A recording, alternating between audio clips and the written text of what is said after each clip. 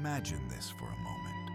You've spent years, maybe your entire life, trying to hold everything together, trying to be agreeable, trying to be impressive, trying to be the version of yourself other people expect. Slowly, without noticing, you begin shaping your identity around expectations that were never yours. You try to care about everything because somewhere along the way, you learn that caring is how you stay safe. Caring is how you avoid conflict. Caring is how you prevent disappointment. But here's the part the almost no one questions. The more tightly you hold your life, the more it quietly slips away from you. You worry about how others see you. You hesitate before taking risks. You overthink your words. And you replay the smallest mistakes as if reliving them could somehow erase the fear underneath. And if you're honest with yourself, you can feel the exhaustion buried under your skin. This is where the philosophy of Michel de Montaigne enters the picture, not as a distant historical figure, but as someone who understood the human mind long before psychology existed as a discipline. He realized something most people still overlook. We suffer not because life is heavy, but because we carry far more than life ever asked us to. Montaigne noticed that we care too much about the wrong things and too little about the things that actually matter. Think about your own days. How much pressure do you place on yourself? How many decisions are shaped by fear instead of desire? How many dreams have you delayed because you're afraid of how you might be perceived? Now imagine, just for a moment, that you loosen your grip, that you stop trying to manage every outcome, that you stop performing a life instead of living one. What would that feel like? Montaigne believed that letting go is not indifference. It is not apathy. It is clarity. Letting go is the moment you distinguish between the burdens that belong to you and the ones that never did. And once you begin to release the habits that drain you, the fear, the pressure, the constant need to prove your worth, something powerful starts to shift inside you. Life becomes lighter. Your choices become cleaner. You feel yourself returning to who you were underneath all the noise. You haven't given up. You've simply stopped gripping so tightly that nothing could move. And this is only the beginning, because once you understand the cost of caring too much, the next question becomes even more important. What happens to your life when you finally let go? When you stop caring about the things that drain you, something interesting begins to happen. Your mind becomes quieter. You start noticing the difference between pressure and preference, between the things you do because you believe you should and the things you choose because they feel genuinely yours. Most people never experience this difference, not because they're incapable, but because they never question the patterns they've built around stress and overthinking. They assume anxiety is part of adulthood. They assume overthinking is a sign of responsibility. They assume that everything meaningful must be managed, monitored, or controlled. But Montaigne saw through this illusion centuries ago. He observed that human beings are often prisoners of their attention. We give our energy to the loudest fears, to the smallest judgments, to the imagined disasters that almost never come true. And then he asked a simple question, a question most people never dare to ask. If you stopped caring about these external pressures, what would remain of you? Who would you be underneath the noise? Think about how much of yourself has been shaped by things that don't belong to you. The fear of disappointing someone, the fear of looking foolish, the fear of being misunderstood, the fear of not meeting invisible expectation. These fears build a cage so slowly, so subtly that you barely notice the bars. But here's the turning point. The moment you stop caring about these imagined judgments, the cage begins to dissolve. Not all at once, not dramatically, but piece by piece. And as it dissolves, something profound begins to emerge. Freedom. Not the loud, rebellious kind, not the reckless kind, but the quiet inner freedom that changes everything. It's the freedom to take a step without rehearsing every outcome. The freedom to speak without over-editing yourself. The freedom to choose something simply because you want it, not because it will be approved. Notice how different this is from apathy. Apathy is emptiness. Detachment, Montaigne's kind of detachment, is clarity. Apathy shuts down connection. Detachment removes the noise so you can finally act from truth. This is where the paradox appears. The more you try to control everything, the more life resists you. But the moment you loosen your grip, life begins to fall into place. Think about the times you pushed too hard, trying to force a relationship, a path, a dream, a plan. You tried to perfect every detail. You tried to manage every outcome. And the harder you pushed, the heavier everything became. But then something shifted. You let go. You gave space. You loosened your expectations. And suddenly, without force, without effort, things began to unfold naturally. This isn't coincidence. This is how life moves when you stop restricting it. Montaigne believed that when we stop resisting reality, we stop fighting with life itself.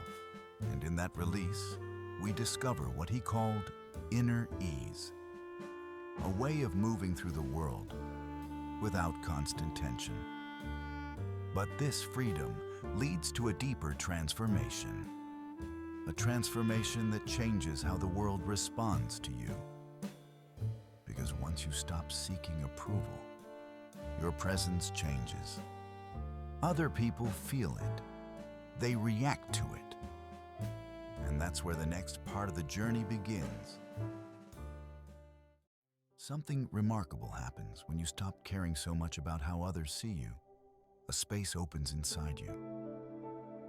A space that's been there your entire life, but buried under layers of performance, fear, and expectation. And in that space, your real self finally comes forward. Not the version shaped to be liked. Not the version softened to be acceptable. Not the version edited to avoid judgment. But you, the unfiltered, grounded, quietly confident you. Most people never meet this version of themselves.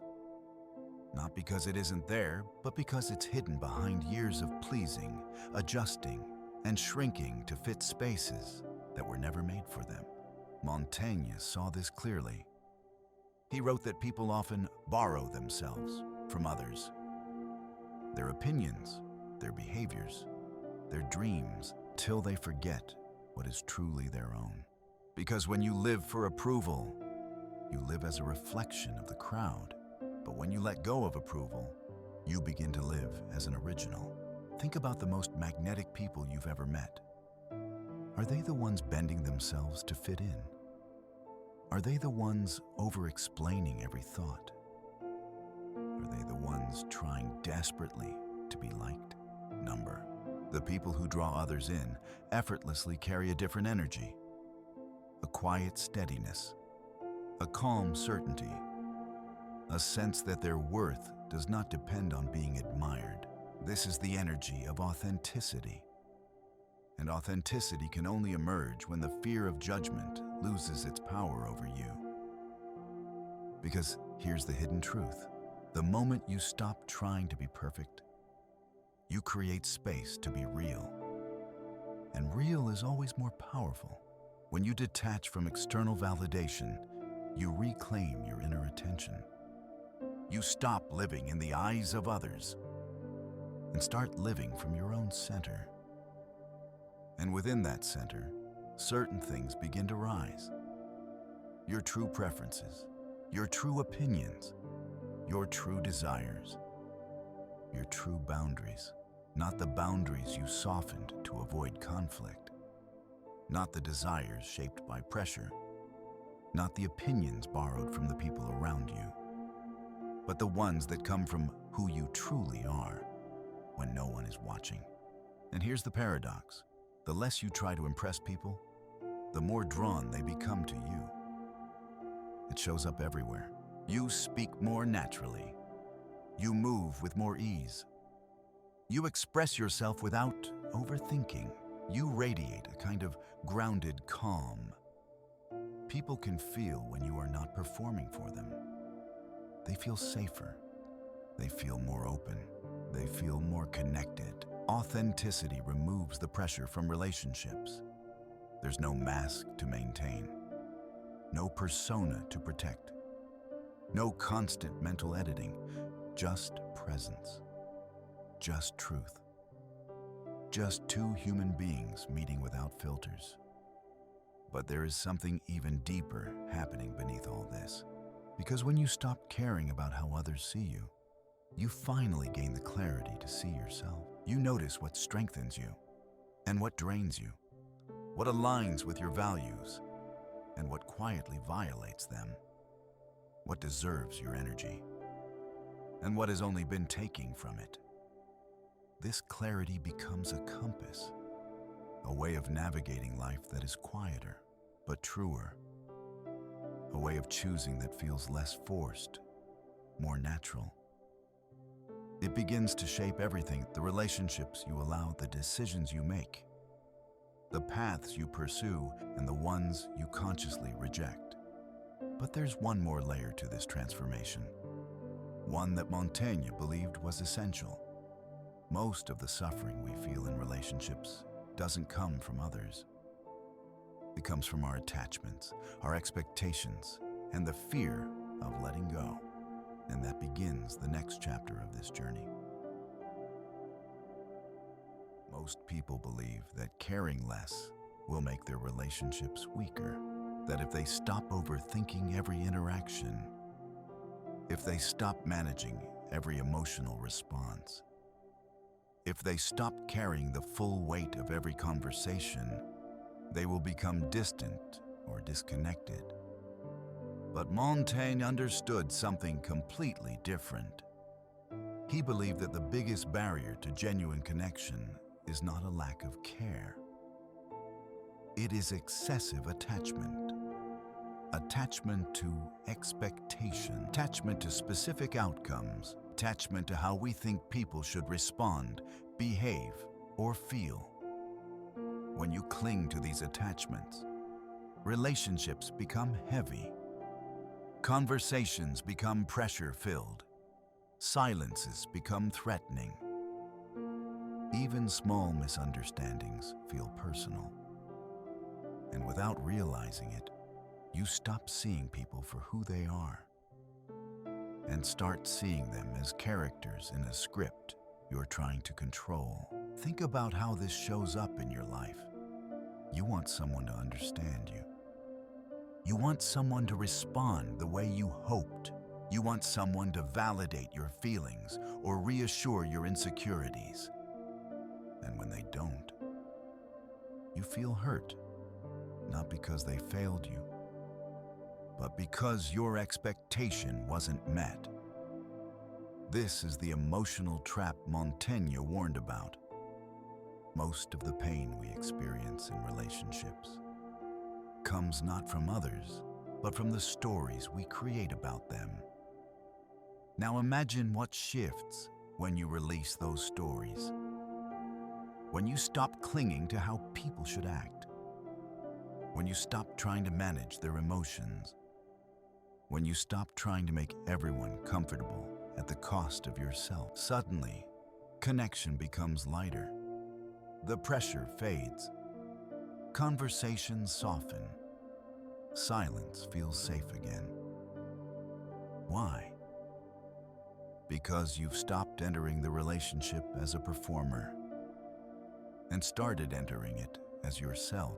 And something else happens inside this space. Something subtle but undeniable. People feel more at ease around you. When you don't desperately seek approval, others relax. When you don't react to their moods, others settle. When you don't try to control the outcome, others feel free to be themselves. This is why people who practice healthy detachment often have deeper and more meaningful connections. Not because they care less, but because they care without clinging. They allow people to come and go freely. They allow the relationship to unfold naturally. They allow differences without panic. They allow imperfection without fear. And ironically, this makes them more attractive. Emotionally, socially, romantically. Think about your own experiences. The more someone demanded your attention, the more you pulled away. The more someone clung to you, the heavier it felt. The more someone tried to control you, the more you resisted. Humans instinctively recoil from pressure. But the opposite is also true. When someone is calm, grounded, and emotionally independent, you feel drawn to them. You feel safe around them. You feel free. That is the quiet power of letting go. It turns connection into choice, not obligation. It makes affection something freely given, not extracted. It transforms relationships from performance into presence. But beneath all of this lies Montaigne's deepest insight. The way you relate to others is always a reflection of the way you relate to yourself. If you cling to people, it's because you cling to fear inside you. If you try to control others, it's because you don't feel steady within. If you need reassurance constantly, it's because you haven't learned to reassure yourself. Letting go is not about loving people less, and it's about loving them without the chains of expectation.